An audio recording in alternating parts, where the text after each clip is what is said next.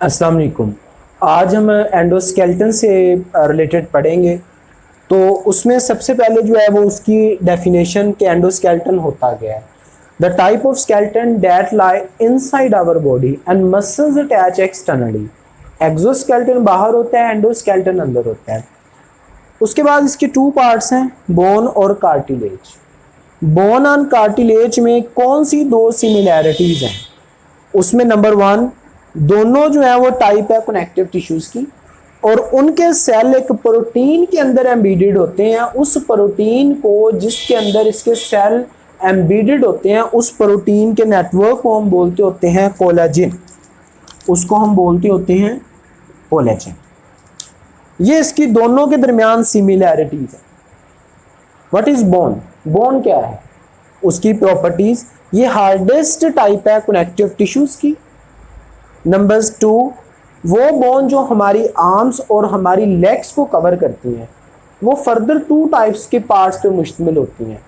एक compact bone, दूसरी spongy bone. Compact bone क्या होती है? कंपैक्ट बोन ये हार्ड जो आउटर कवरिंग है जिसके साथ मसल अटैच होते हैं, हार्ड आउटर कवरिंग जिसके साथ मसल अटैच होते हैं, उस बोन को हम बोलते हैं जी compact bone. Compact bone outer होती है, हार्ड होती है और डेंस होती है, इनकी काफ़ी स्ट्रॉन्ग होती है। उसके बाद इसमें किसी किस्म की ब्लड वेसल्स नहीं होती। Compact bone has not any blood vessel. जबकि जो स्पंजी बोन है ये anterior to the compact bone, compact bone के एंटीरियरली होती है और इसके अंदर ब्लड वेसल्स पेनिट्रेट करती हैं। क्यों? क्योंकि this spongy bone has bone marrow cells that have play role in the formation of red blood cell। Red blood cell के लिए जो रेड बोन मैरो है वो स्पंजी बोन के अंदर मौजूद होता है। इस वजह से यहाँ पे ब्लड वेसल्स भी पेनिट्रेट करती हैं, बोन की अपनी ग्रोथ के लिए भी और ब्लड को कैरी करने के लिए भी। उसके बाद जो बोन के सेल्स हैं वो तीन टाइप के हैं। ओस्टियोब्लास्ट बोन फॉर्मिंग सेल है, ओस्टियोसाइट मैच्योर बोन सेल है, ओस्टियोक्लास्ट बोन डिसॉल्विंग सेल्स हैं। अब हमने इनको देखना है कि ये कहां पर और कैसे जो है वो अरेंज होते हैं।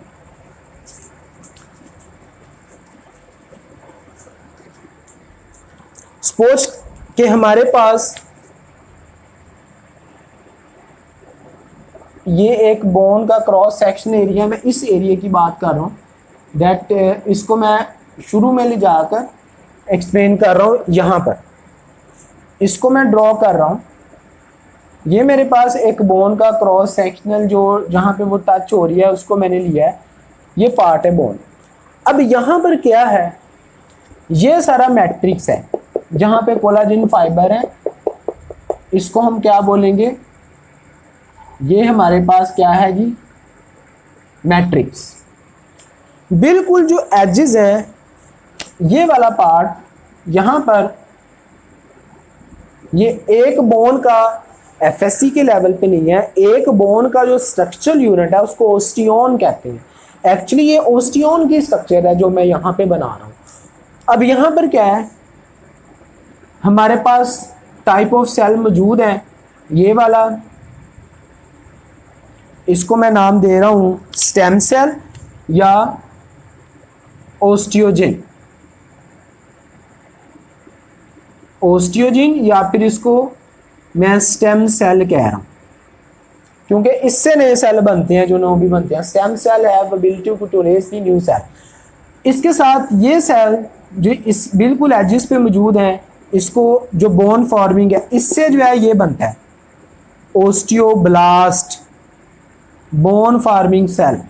ओस्टियोजिन से ही ये बनते हैं osteoblast bone forming cell, bone forming cell, bone बनाने वाले। इनसे स्टेम सेल से ओस्टियोब्लास्ट बना, ओस्टियोब्लास्ट से नेक्स्ट जो सेल मूव करते हुए मैट्रिक्स के अंदर जाएंगे और वो कंसिस्ट हैं फाइब्रस स्ट्रक्चर के। इस तरह के वो फाइब्रस स्ट्रक्चर जो है वो बनाते हैं, उनसे फाइब्रस स्ट्रक्चर्स निकलती हैं और वो मैट्रिक्स के अंदर जो है वो डिप हुए हुए हैं और वो बोन को मजीद हार्ड करते हैं। उस नेटवर्क को जो कि बोन के अंदर है और उसको मैट्रिक्स के अंदर एम्बेडेड है, उसको जो कहते होते हैं जी हम बोन मैच्योर बोन सेल, या फिर हम उसको बोलते होते हैं ओस्टियोसाइट। ये सेल कौन से हैं जी? जो इसके अंदर एम्बेडेड है, दीज आर दी ओस्टियोसाइट। और वो सेल जो बिल्कुल यहाँ पे हमारे पास ये जो पार्ट है, इसके अंदर यहाँ पे हमारे पास स्पंजी बोन है, ये स्पंजी बोन का पार्ट है। यहाँ पर जो सेल मौजूद है जो interior to next spongy bone, जो उसको डिसॉल्व भी कर सकते हैं, उस पार्ट को जो यहाँ पर मौजूद है उस पार्ट को हम बोलते होते हैं जी osteoclast, that are bone mature bone cell, जो कि मेच्योर बोन डिसॉल्विंग सेल। इस तरह जो है वो एक ओस्टियोन की स्ट्रक्चर जो है हमारे पास सामने आती है, जिसके अंदर ये फर्दर सेल जो है वो डिस्पर्स होते हैं।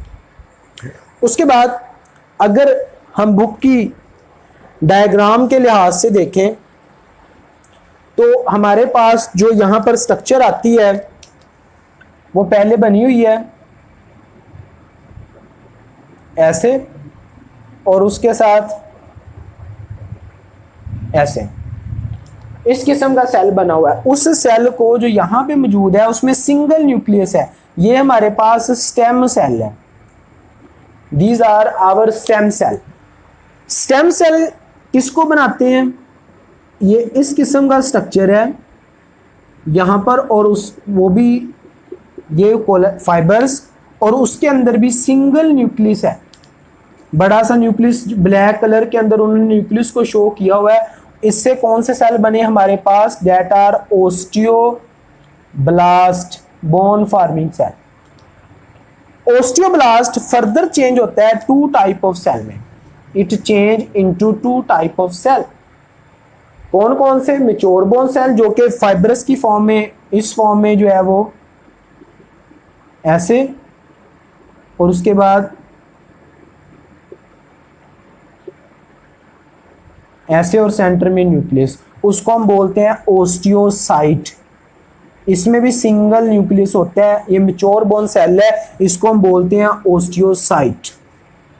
उसके बाद जो नेक्स्ट सेल है जो इसी तरह का हमें नजर आता है और वो बड़े साइज का है, और उसके साथ ये जो सेल है जो इसके साथ मौजूद है ओस्टियोसाइट के साथ, और उसके अंदर मल्टी न्यूक्लिएटेड स्ट्रक्चर है, यानी कि मल्टी न्यूक्लियस उसके अंदर मौजूद होते हैं। ये एमसीक्यू उसके अंदर आता है, इसको हम बोलते होते हैं ओस्टियोक्लास्ट, जो बोन डिसॉल्विंग सेल है। तो इस तरह स्टेम सेल से ओस्टियोब्लास्ट जो मोनोन्यूक्लिएट है, उससे ओस्टियोसाइट ये भी मोनोन्यूक्लिएट है, और मल्टी न्यूक्लिएट जो स्ट्रक्चर बनता है वो हमारे पास ओस्टियोक्लास्ट है। ये एमसीक्यूज में पूछा जाता है। उसके बाद नेक्स्ट हमारे पास आता है कार्टिलेज।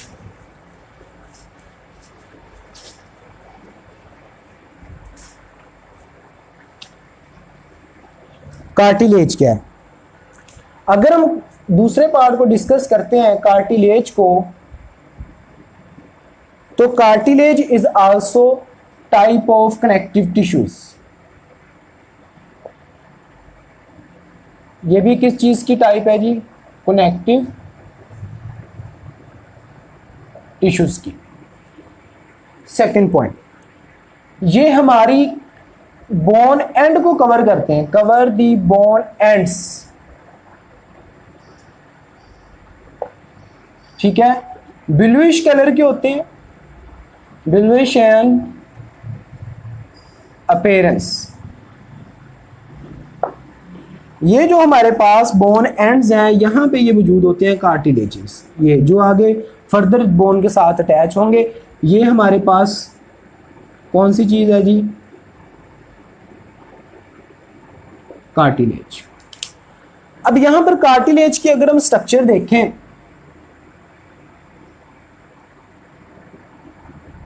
कार्टिलेज की हम स्ट्रक्चर देखें तो किस किस्म की होगी जी? इसके जो लिविंग सेल हैं, लिविंग सेल्स, उसको हम कहते हैं जी कॉन्ड्रोसाइट, और वो भी किसके अंदर होते हैं? Embedded also in collagen fibres. वो भी कोलाजन फाइबर्स के अंदर एम्बेडेड होते हैं, और कॉन्ड्रोसाइट से ही ये हमारे कोलाजन प्रोटीन, जो कोलाजन फाइबर है वो बनते हैं, और उसी के अंदर जो ये डिप होते हैं। किस फॉर्म में? लेट्स सपोज कि हम इतना जो क्रॉस सेक्शन एरिया कार्टिलेज का उसको हम यहाँ पे ड्राइव कर रहे हैं कि ये हमारी एक स्लाइड है, उस स्लाइड के अंदर हमने ये कार्टिलेज को रखा हुआ है, उसके अंदर हम देखेंगे कि पूरे का जो स्ट्रक्चर है that is covered with extra cellular matrix. ये हमारे पास मैट्रिक्स है, ये सेल नहीं है, इसको मैं नाम दे रहा हूँ कि ये किसके अंदर डिप हुआ हुआ है, ये हमारे पास एक्स्ट्रा सेलुलर मैट्रिक्स है। ठीक है, यहां पर हमें कुछ इस किस्म के स्ट्रक्चर नजर आएंगे, ऐसे एम्बेडेड होंगे मैट्रिक्स के अंदर। मैं 2-3 शो कर रहा हूं, ये और ये स्ट्रक्चर नॉट सेल, इनके बिल्कुल साइड्स पे ये वाला पार्ट है, बाकी सारा कॉर्नर जो है वो खाली होगा। इसके कुछ कुछ पार्ट में हमें एक और स्पॉट नजर आएगा इन स्पेसेस। मैट्रिक्स का वो पार्ट जिनके अंदर ये हमें ये जो पार्ट है जो मैंने ब्लैक कलर से शो किया है, इसको हम बोलते होते हैं कॉन्ड्रोसाइट। ये कॉन्ड्रोसाइट है, और वो स्ट्रक्चर जिसके अंदर ये मौजूद है, जिस स्पेस में, जिस जगह के अंदर ये मौजूद है, उस स्पेस का जो नाम है उसको हम बोलते होते हैं जी लैकुना। उसको हम लैकुना बोलते हैं। तो कहीं कहीं पे हमें बिल्कुल इसके सेंटर में यहां पर ऐसे ऐसे ये मैट्रिक्स के अंदर हमें जो फाइबर नजर आते हैं, उस फाइबर्स को हम क्या बोलते होते हैं जी, कोलाजन फाइबर्स। ये कोलाजन फाइबर्स मौजूद है। एक्चुअली कॉन्ड्रोसाइट ही इसको सेक्रेट करते हैं मटेरियल को। तो बच्चों के अंदर जब ये कोलाजन होता है, सॉरी कार्टिलेज होता है, क्योंकि बच्चों में 300 हड्डियां होती हैं और वो उन्होंने आपस में डेवलप होके बोन्स बनानी होती हैं, फिर 206 रहती हैं। उस नतीजे में हमारे जो बोन डिसॉल्विंग सेल हैं, बोन ओस्टियोक्लास्ट, वो क्या करते हैं, वो मूव करते हैं towards the cartilage. Development process bone का क्या है, बोन कार्टिलेज बोन में कैसे कन्वर्ट होता है, ओस्टियोक्लास्ट सेल मूव करते हैं टुवर्ड्स द कार्टिलेज, जहां पे भी है वो, उसके नतीजे में वो इसको डिसॉल्व करता है। डिसॉल्व करने के बाद उस एरिया के अंदर जो बोन फॉर्मिंग सेल है ओस्टियोब्लास्ट, वो मूव करते हैं, और ओस्टियोब्लास्ट जो है वो वहां पर किस में कन्वर्ट होंगे, ओस्टियोसाइट के अंदर, बोन फॉर्मिंग सेल के अंदर, और हमारा कार्टिलेज किसके अंदर कन्वर्ट हो जाएगा, into the bone. Number 1, osteocyte, osteoclast move toward the cartilaginous site, cartilaginous की तरफ मूव करता है, उसको क्या करता है, वो डिसॉल्व करेगा। जैसे ही डिसॉल्व होगा, ओस्टियोब्लास्ट उसमें माइग्रेट करेंगे। ओस्टियो माइग्रेट क्या करेगा, कन्वर्ट कर देगा खुद को ओस्टियोसाइट्स के अंदर, और ओस्टियोसाइट जो है वो हार्ड होके, जब उसमें कैल्शियम फॉस्फेट की डिपोजिशन होती है उसके मैट्रिक्स में, तो वो स्ट्रक्चर हमारा किस में कन्वर्ट हो जाएगा, इनटू दिस बोन, बोन के अंदर। In this way bone change into the cartilage, development of the bone occur by this process. तो ये हमारा टॉपिक था about bones, structure of bones, और उसके साथ ये स्टेम सेल से ओस्टियोब्लास्ट बनती है, ओस्टियोसाइट और ओस्टियो न्यूक्लियस कितने हैं, ये इन बातों का आपने ख्याल करना है। उसके बाद very last point, types, cartilage की टाइप्स। 2 टाइप्स हैं। Number 1 hyaline cartilage and number 2 is fibrous.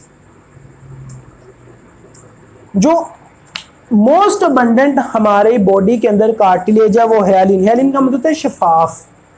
इस किस्म के स्ट्रक्चर में जो कार्टिलेज स्ट्रक्चर सेम, जस्ट इसमें शफाफियत इस वजह से है क्योंकि इसमें जो कोलाजन फाइबर होते हैं वो मौजूद होते हैं बट इनविजिबल होते हैं। दैट्स वाई हम उसको हाइलिन कार्टिलेज कहते हैं, और ये मोस्ट अबंडेंट टाइप है हमारी बॉडी के अंदर। जो बोन के एंड्स हैं, जिस जगह पे भी एंड बनते हैं, उसमें हमारा हाइलिन कार्टिलेज होगा। फाइब्रस कार्टिलेज में क्या होता है, कोलाजन फाइबर मौजूद होते हैं, ज्यादा तादाद में मौजूद होते हैं, नजर भी आ रहे होते हैं। जिसमें फाइबर मौजूद है और नजर भी आ रहे हैं फाइबरस, जिसमें फाइबर तो मौजूद है बट इनविजिबल है, कम है, उसको बोलते हैं हाइलिन। और जो है ये हमारे ये एंड्स ऑफ बोन, बोन के एंड्स को, और ये हमारा जो एयर पिन है प्लस एपिग्लोटस, उसके ऊपर जो कार्टिलेजिनस स्ट्रक्चर है ग्लोटस के ऊपर, उसको जो है वो फाइब्रस कार्टिलेज कवर करता है। तो इस तरह जो है ये हमारा एंडोस्केलेटन वाला लॉन्ग क्वेश्चन भी अपने इख्तिताम को पहुंचा। इसमें की स्ट्रक्चर ड्राइंग ये आपने अंडरस्टैंड करनी है। अल्लाह हाफिज़।